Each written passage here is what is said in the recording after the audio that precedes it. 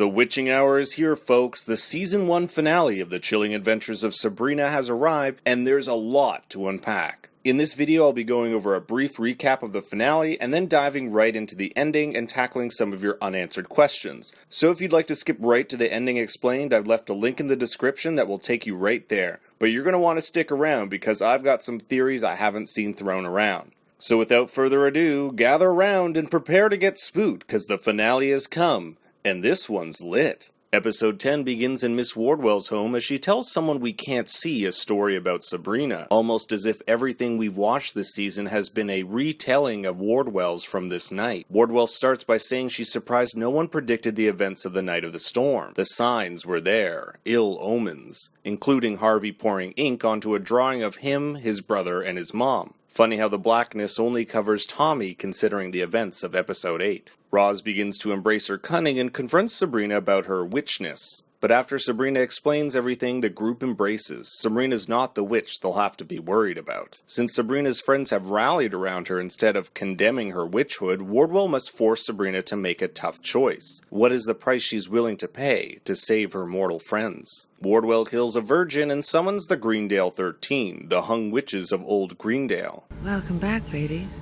They have 1 hour at midnight for 2 nights to wreak havoc and get revenge on the town. And these witches ain't messing around. 'Tis time! As Dorothea explains to Susie, these women were brutally killed. No one would dare touch them or bury them except Dorothea. They're not just out for mortals, but witches too. In the woods, Ambrose and Luke spot the 13 performing a ritual. The witches provide them with a warning to relay back to the Coven. They are summoning the Red Angel of Death, the Crimson Avenger, who will take away every firstborn child in Greendale, be they mortal or witch. The Coven decides to hide away in the Academy. United, they will have enough power to place a protection spell around them, which leaves the mortals all alone, ready for slaughter. Sucks to be you! To try and save the sitting ducks of Greendale, the Spellmen summon a storm in order to herd the mortals into one location, the town's designated shelter, Baxter High. There, like the witches at the Academy, the 4 can unite to cast a protection spell on everyone at once. But Zelda gets pulled away, Lady Blackwood is in labor. Then Ambrose gets pulled away. No! This time by Luke, who doesn't want to risk Ambrose dying. He loves him. No, stop. I still don't trust you, Luke. I got my eye on you, missy! With just Sabrina and Hilda, there's not enough power to protect the school. In comes Wardwell with a plan. There's one way Sabrina could gain enough power to stop this once and for all. Sign the Book of the Beast. What will it be, Sabrina? Keep your freedom or save your friends? Make your choice. And so she signs. With this newfound power, the Dark Lord tells her exactly what she needs to do to save the town. In fact, he already told her in her vision from the Malum Malice in episode 1, burn them. The witches taunt Sabrina. Only hellfire can destroy them, and there have only been 3 witches in history powerful enough to summon it. And 4. Now there are 4. Sabrina's hair turns all platinum, the same color as in the comics. The town is saved, but a lot has happened. Zelda delivers Faustus's son, who consumed his weaker brother in the womb, similar to Nightmare Hawthorne in episode 5. We'll later learn that the twin is alive, and a girl born before the boy, something seemingly shameful in the eyes of Blackwood and perhaps the witches. So Zelda hides the baby away in order to protect her, fearing what Blackwood might do. Hilda, on the other hand, has a new love, with something to hide of his own. Ambrose finds himself getting in the wrong crowd, and Sabrina says a final goodbye to Harvey, a classic I'm staying away to protect you kind of thing. And finally we get a look at who Wardwell's been speaking to. It's Hawthorne. Seems like he finally got that drink with her. Wardwell then reveals herself as Lilith, Satan's concubine and first wife to Adam. She's grooming Sabrina to take her place as mother of demons and Satan's foot soldier. Once she does, Satan will reward her and make her his wife, queen of hell. And then, remember what I said back in episode 3, how Wardwell feasts on male flesh?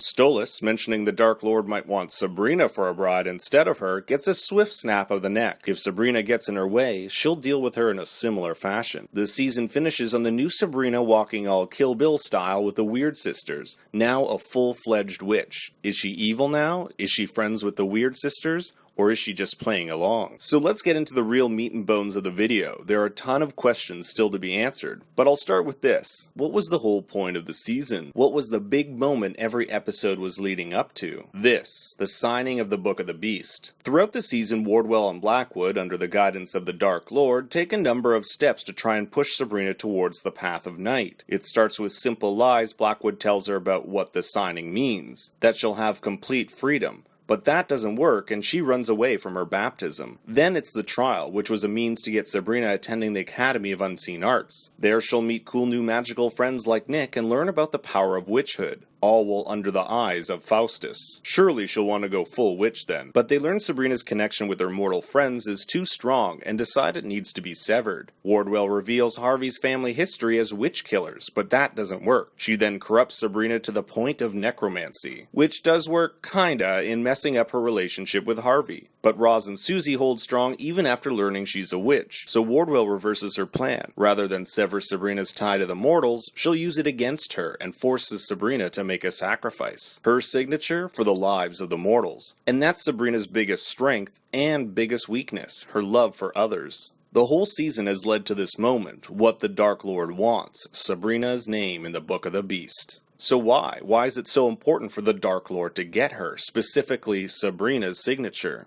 In all likelihood, it's because Stolas's take is true. He wants her as his queen. But again, why her? We learn in episode 3 that Sabrina's dad offered her name to the Book of the Beast in order to gain permission to marry a mortal, Diana Spellman, which means the soul of Sabrina is rightfully the Dark Lord's, at least as far as he's concerned. Perhaps he had Sabrina pegged from the start to be his wife. Perhaps having a half-mortal has benefits we don't yet know about. But when Sabrina refuses her dark baptism, the Dark Lord, in turn, has been refused his rightful soul, and the Dark Lord means to collect. Thus, all the trouble. Which leads me to my next question. Is Sabrina a twin? Before her dark baptism, Sabrina gets a vision of two babies, one with cloven feet. I initially thought this might be symbolic of Sabrina's choice to either follow the path of night or light, but Zelda's storyline of stealing away the Blackwood's firstborn girl makes me think otherwise. Like perhaps they did it 16 years ago with Sabrina, especially after this line. But we can raise her. We've done it before. And in Limbo, Sabrina's mom says, "They took my baby after the baptism. They told me she had died," just like Blackwood was told his other twin had died. So if this baby isn't Sabrina, it must be a twin, right? Hell, perhaps she's referring to Sabrina as the one they took away. One good twin, one evil. We should also note that in Melissa Joan Hart's Sabrina the Teenage Witch, she too had an evil twin. So evil. I learned from the best. So where is Sabrina's twin? At this point, all we have is speculation. There's a lot of strange holes to fill in with Sabrina's past. Just like our next question, what happened to Edward and Diana Spellman? This is a question I've rarely heard talked about online, and I have a few thoughts about it. Most of the witch world believes Edward and Diana Spellman were killed in an accident, a plane crash. But we all know this story is bull. So what happened? In episode 1, Zelda and Hilda say Sabrina's parents were flying to Italy when their plane crashed. What's so special about Italy? The holy city of the Vatican, the place Ambrose tried to blow up. A high priest of the night going to meet, say, the Pope? Remember, the high priest of night is considered the Pope of the Dark Lord. There's a connection there. This meeting probably rubbed a few witches the wrong way, and maybe they were bringing a special baby with them as well. A baby both mortal and witch. Something that you could unite the two sides. Could this have been Edward Spellman's true goal? Again, we'll have to wait and see. Also remember back in episode 1 when Sabrina has the vision of the two babies and her parents, they carry luggage with them, almost as if on the run. So those were 3 major questions I had after the finale, but what about some of the other smaller mysteries yet to be solved? Like, who or what is Dr. Cerberus? At the end of episode 10, Hilda finally finds love in Dr. C, but as he walks away, something ain't right with him. So what kind of creature is he? First off, not a vampire. He's often seen in a Dracula-esque outfit, but during his interview with Hilda, it's broad daylight. Though hey, could be that vampires in this universe walk the day. I'm still looking at you, Luke. Wait, are you serious? Yes, I am. Could he be some kind of demon? Possibly, but my belief is that his true nature lies in his name, Cerberus. Cerberus aka the Hound of Hades. And what could be more hound-like than a werewolf? Next, how did Nana Walker die? At the beginning of the episode, Wardwell describes that Roz's Nana knew she was going to die that night, knitting her own death shroud. Then at the end of the episode, it seems as though Sabrina saved the day before the Red Angel of Death could get anyone. Nonetheless, Nana passes on.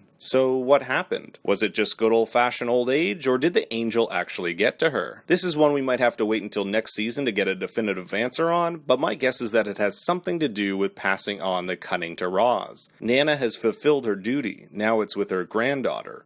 Notice the strange inward breath she takes as Nana's spirit leaves the room. Who killed Connor? Remember Connor, the warlock killed by a witch hunter back in episode 1? He seemed like a major plot point early on in the season, but is rarely talked about after episode 2. All I know? Luke is somehow involved. How careless he was about his ex-boyfriend at the funeral. How Connor's familiar, the iguana, dies as soon as Luke gets involved. And Connor's parents only spoke about those occult items he owned, possible clues in his death to Ambrose and Hilda, something Ambrose likely would have told Luke about. I don't trust you, and I never will! Let's not forget that Luke is still under a love spell that Hilda gave to him at the end of episode 6. When Luke teleports Ambrose during the storm and tells him he loves him, it's very possible he's still just under that spell. Something that will undoubtedly come into play next season. Poor Ambrose. Why doesn't Sabrina have a witch's mark? We do know after episode 3 that Kinky Kinkle, try saying that 3 times fast, tells Sabrina she doesn't have a witch's mark. The simplest explanation is that it's because Sabrina is half mortal and not full witch. And finally, why doesn't Salem speak? No! One of the big disappointments for Sabrina fans this season was that Salem never spoke. In truth, it seems like he has been speaking, like in this scene where Sabrina explains her plan to trick Batabat. It's just we, the audience, haven't heard him yet, well, excluding his very early appearance in episode 1 before he turns into a cat. I heard you calling in the woods. But that's all changed now that we've heard Stolas speak. Expect to hear more from Salem next season. Literally. That wraps up my Ending Explained and Episode 10 breakdown. I've had a lot of fun diving into the world of Greendale and the Church of Night with you. If you have any more unanswered questions or theories of your own, feel free to comment down below. And luckily we won't have too long to wait until next video. They're releasing a Christmas special December 14th that's sure to be chilling. Okay, that was terrible. I'll stop. Until then, keep walking that path of night.